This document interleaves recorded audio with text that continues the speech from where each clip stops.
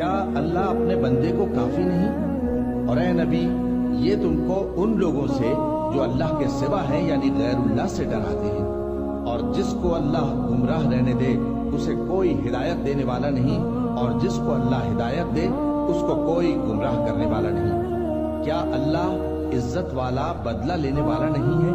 और अगर तुम इनसे पूछो कि आसमानों और जमीन को किसने पैदा किया तो कह देंगे कि अल्लाह ने।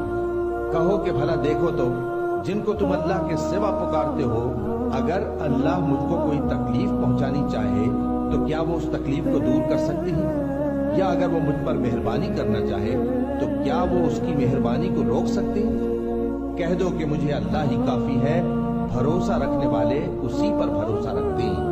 कह दो कि ऐ कौम, तुम अपनी जगह अमल किए जाओ, मैं अपनी जगह अमल किए जाता हूँ। अनकरीब तुमको मालूम हो जाएगा कि किस पर आजाब आता है जो उसे